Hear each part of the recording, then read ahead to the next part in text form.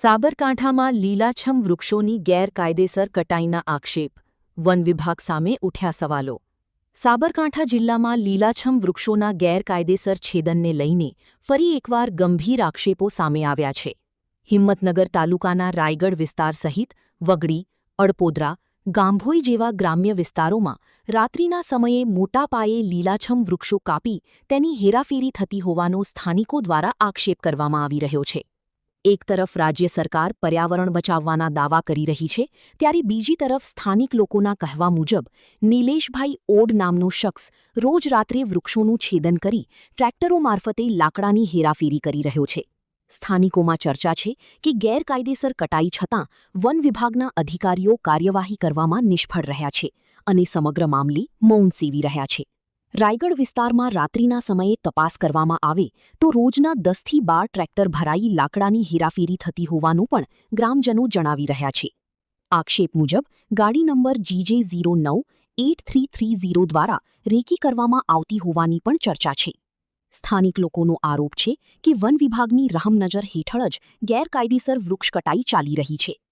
Bureau report Pravinsinh Dabhi, Sabarkantha. કોની છે ભાઈ ટ્રેક્ટર? નિલેશભાઈ ઓડા રાયગઢ. ક્યાંથી બદલા હે? રાયગઢથી. કોના ત્યાંથી? એ તો એમ ના ખબર. પરમિશન છે? તો એમ ના ખબર, ફોન કર્યો અમે આવી. તમે ક્યાંના વતની છો? હું સટાનું. ડ્રાઈવર કોણ છે? તમે પોતે છો? માલિક કોણ છે? માલિક ટ્રેક્ટરનો માલિક કોણ છે? નિલેશભાઈ. રોજના કેટલા ફેરા વાગે છે? એ તો ખબર નહીં. આ શું પડ્યું છે? નહીં ફોરેસ્ટમાં શું પડ્યું છે?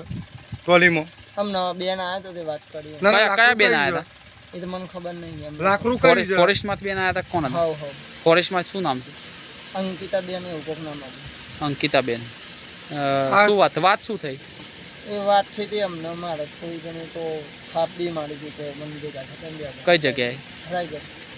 એટલે વાત શું થઈ એમ? તમે નિલેશભાઈ બંનેને વાત કરી મને ખબર નહીં. ઓછો પ્રાણી. આ લાકડું કેનું છે? શેનું છે? લીમડાનું બીજું પંજો.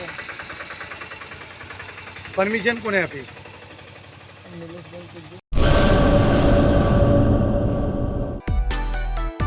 માં motor driving, safe and sure driving. Driving એ શોખ સાથે આપની મોટી જવાબદારી પણ છે.